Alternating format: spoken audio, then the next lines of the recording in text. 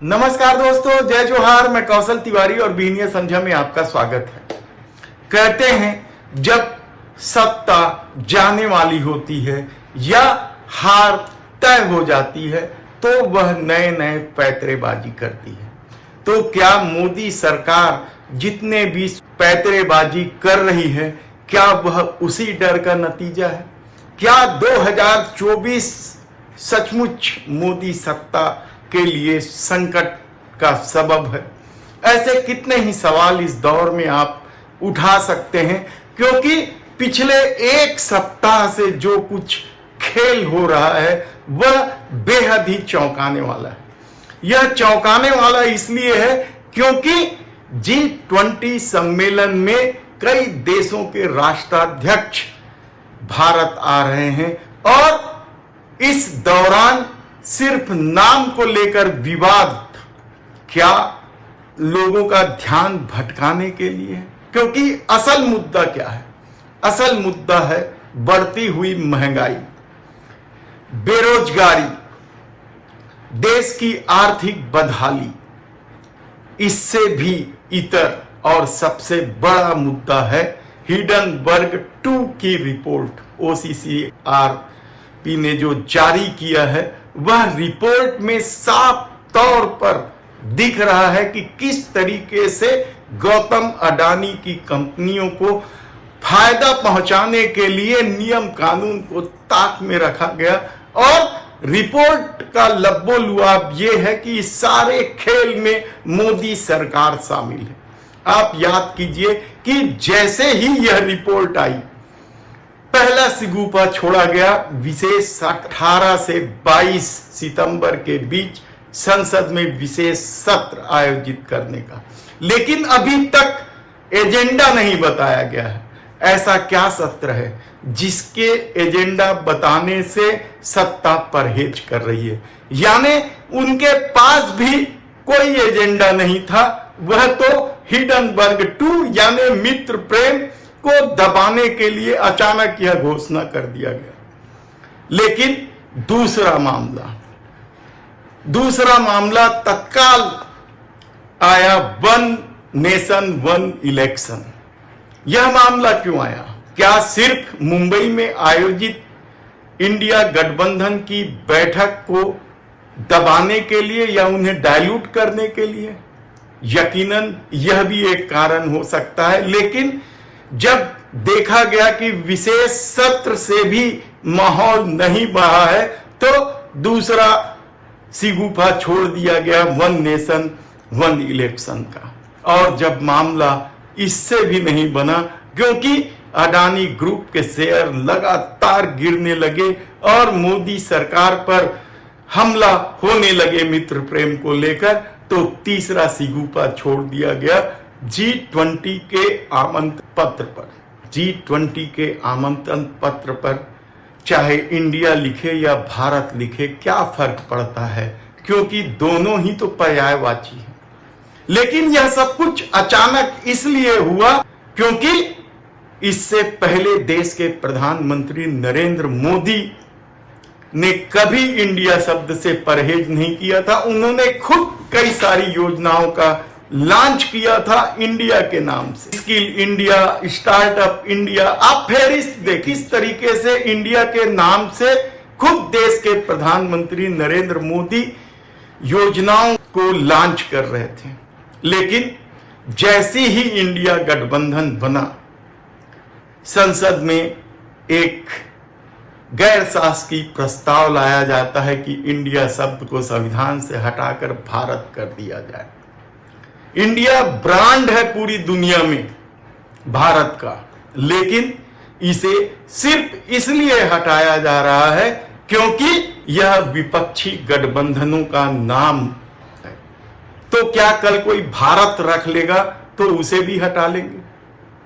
छत्तीसगढ़ के मुख्यमंत्री भूपेश बघेल तो ऐसा ही कुछ दावा कर रहे हैं। देखिए, हमने अभी तो ये स्थिति है, अभी राष्ट्रपति के द्वारा निमंत्रण पत्र मिला है, तो प्रेसिडेंट ऑफ इंडिया की तरफ से निमंत्रण पत्र आता था, तो प्रेसिडेंट ऑफ भारत की तरफ से आया। मतलब इंडिया शब्द से इतनी तकलीफ, संविधान में ही लिखा है वहां से शुरुआत होती है। इस देश को भारत भी कहा जाता है, भारतवर्ष पे कहा जाता है। और हमारे पंडित जी लोग पढ़ते हैं तो जम्मू द्वीपे भरत खंडे इस प्रकार से कहते हैं, इंडिया भी कहते हैं। कितने नामों से देश को जाना जाता है। अब आपको नाम से परहेज, यदि कोई आज इंडिया संघ जो गठबंधन बना है वो इंडिया हो गया तो उससे उसको परहेज हो गया है। यदि कल के लोग यदि कोई संगठन बने और उसका नाम भारत हो तो क्या वो भी बदलेंगे? यदि कोई ऐसा संगठन बन जाए जो भारत हो तो क्या वो भी बदल देंगे? लेकिन सच तो यह है कि ये सारे मुद्दे मित्र प्रेम के जो मामले सामने आए, सरकार पूरी तरीके से इस मित्र प्रेम में घिर चुकी है।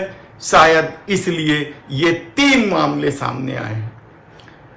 यानी आप सोचिए कि जाती हुई सत्ता किस तरीके का खेल खेलकर स्वयं के अस्तित्व को बचाने की कोशिश कर रही है।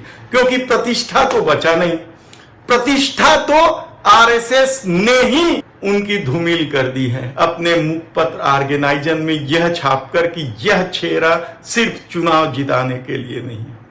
यानी प्रतिष्ठा तो कुछ रहा नहीं, अब अस्तित्व बचाने की बारी है। तो क्या आने वाले दिनों में इस देश में अस्तित्व बचाने के लिए और भयावह खेल होगा? क्योंकि मामले इतने गंभीर हैं और इस कदर मोदी सरकार घिरी हुई है कि 2024 में उनका चुनाव जीतना मुश्किल है। दक्षिण में तो एक ही झटके में स्टालिन ने भारतीय जनता पार्टी का खेल ही खत्म कर दिया। तब उत्तर में यदि महाराष्ट्र और बिहार में खेल खत्म हो रहा है और आने वाले दिनों में उत्तर प्रदेश में भी खेल खत्म हो जाएगा, तो फिर मोदी सत्ता 150 ही नहीं 100 से भी नीचे चले जाएगी। सवाल मोदी सरकार के जाने का नहीं है, न ही सवाल भारत की जगह इंडिया या इंडिया की जगह भारत रखने का है। सवाल विशेष सत्र का भी नहीं है, 1 नेशन 1 इलेक्शन का भी नहीं है। सवाल तो यही है कि मित्र प्रेम में इस दौर में मोदी सरकार ने इस देश के साथ किस तरीके से खेल खेला, जिसे आप धोखाधड़ी भी कह सकते हैं, और निजीकरण के नाम से सब कुछ केवल चंद लोगों के हाथों में सौंपने की कोशिश की गई। उसके एवज में इलेक्ट्रॉल बॉन्ड के माध्यम से मनमाना चंदा वसूला गया। लेकिन यह बात कोई इसलिए नहीं कह पा रहा था क्योंकि मोदी सरकार ने अपनी एजेंसियों के माध्यम से उन्हें डरा रखा था। लेकिन इंडिया बनते ही ईडी का भी खेल समाप्त होने की कगार पर है, या मोदी सरकार बेनकाब हो चुकी है। क्योंकि बढ़ती महंगाई से आम आदमी इस कदर त्रस्त है कि जब मोदी सरकार ने 200 रुपए गैस सिलेंडर में कम किए तब भी उसका प्रभाव नहीं पड़ा, बल्कि आलोचना होने लगी कि 1200 बढ़ाकर या 700 800 बढ़ाकर 200 रुपए कम कर रहे हो आप। ये किस तरीके का खेल है? आपने 70 सालों में मुरमुरा, गुड़ जैसी वस्तुओं पर जीएसटी लगाकर लोगों से खून निचोड़ने वाला टैक्स वसूला। आपने पेट्रोल डीजल में भी इसी तरीके का खेल खेला। तेल कंपनियों को फायदा पहुंचाने के लिए क्या कुछ खेल नहीं खेला गया इस दौर में, यह किसी से छिपा नहीं। और आम आदमी यदि 200-500 रुपए लेकर बाजार चला जाए तो वह क्या खरीद पाएगा, यह भी किसी से छिपा नहीं। इस दौर में सब कुछ दुगने और तिगुने रफ्तार से आपने अपने खजाना भरने के लिए वसूला, लेकिन लोगों का ध्यान ही नहीं रखा। आप ये सोचने लगे कि 5 किलो अनाज देकर हम सब कुछ अपने अनुकूल कर लेंगे, लेकिन यह काट की हांडी अब चढ़ने को तैयार नहीं है। जिस तरीके से धर्म और राष्ट्रवाद की पट्टी पहनाकर खुद की छवि को बनाने की कोशिश की गई है, वह छवि तो एक ही झटके में आरएसएस ने उतार दी। लेकिन इंडिया का डर सिर्फ मोदी सत्ता को ही, इंडिया का डर तो आरएसएस प्रमुख मोहन भागवत को भी है। हम सब लोग इंडिया शब्द का उपयोग करना छोड़ दें और भारत शब्द का उपयोग करना प्रारंभ करें। कभी कभी अंग्रेजी जानने वालों के सामने हमको बोलना पड़ता है, तो भाषा के प्रवाह में ही इंडिया आ जाता है, क्योंकि उनको समझना चाहिए, कोई जरूरत नहीं है। जो विशेष नाम होते हैं उसका भाषांतर नहीं किया जाता, दुनिया में कहीं नहीं करते। ऐसे हमारा भारत देश है, सदियों से उसका नाम है, जो असतो मा सद्गमय, तमसो मा ज्योतिर्गमय, मृत्योर्मा अमृतम गमय की यात्रा करता है, तेज की तरफ जाता है, प्रकाश में रत रहता है, ज्ञान में रत रहता है, वो हमारा देश है। उसका नाम भारत है, तो दुनिया में कहीं भी जाएगा तो वो भारत ही रहना चाहिए। तो हम बोलने में लिखने में सर्वत्र भारत कहे।